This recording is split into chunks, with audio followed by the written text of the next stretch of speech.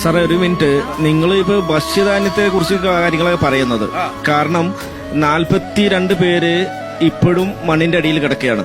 നിങ്ങൾ ഈ ഭക്ഷ്യത്തിന് മാത്രം പറയല്ലേ, കാരണം ഞാനൊരു അച്ഛനാണ്, എന്റെ 2 മക്കളും ആ 42 പേരാണ്. ഇതിനെ കുറിച്ച് നിങ്ങൾ പറയാതെ നിങ്ങൾ എവിടെയായിരുന്നു താമസം ചെയ്ത വാർഡേതാ? ചൂരൽമല 12ാം വാർഡിലെ താമസിക്കുന്നത്. വെറുതെ ഒരു കഥകൾ ഉണ്ടാക്കിയിട്ട് നിങ്ങൾ തമ്മിലുള്ള വർത്താനല്ല ഞങ്ങൾക്ക്. ഭക്ഷ്യധാന്യം വിറ്റല്ല വേണ്ടത്, ഒരു രക്ഷിതാവെന്നുള്ള രീതിയിൽ ഞാൻ പറയാം. 3 പാർട്ടിയും ഭക്ഷ്യക്കിറ്റിനെ പറ്റി പറയല്ലേ, ഒരു രക്ഷിതാവെന്നുള്ള ഞാൻ പറയാ. നിങ്ങളൊക്കെ എന്ത് ചെയ്തു തെരഞ്ഞോ? ഇല്ല. 10 ദിവസം, ഇന്ന് 106 ദിവസമായി നിങ്ങൾ ചെയ്തു. ഇനി ഈ ഭക്ഷ്യക്കിറ്റിന് വേണ്ടി മാത്രം ചർച്ച ചെയ്യല്ലേ, അവരെ തെരയാൻ വേണ്ടി ചർച്ച ചെയ്യേ. അതാണ് വേണ്ടത്, അല്ല രാഷ്ട്രീയമല്ലത്.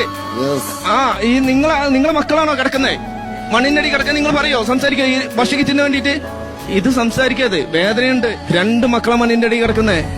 ചോദിച്ചു നോക്ക്, 2 മക്കൾ മണ്ണിന്റെ അടി കിടന്നിട്ട് 42 മണ്ണിന്റെ അടി കിടന്നിട്ട് തെരയാൻ പറ്റാത്ത പാർട്ടിക്കാരാണ് നിങ്ങൾ ഇലക്ഷൻ കൊണ്ടുവരുന്നേ, അല്ലെ ഭക്ഷ്യക്കിറ്റ് കൊണ്ടുവരുന്നേ? എന്തൊക്കെയാ ചെയ്തുതരാം, അത് ചെയ്തുതരാം. ഒന്നും ചെയ്തിട്ടില്ല മക്കളെ.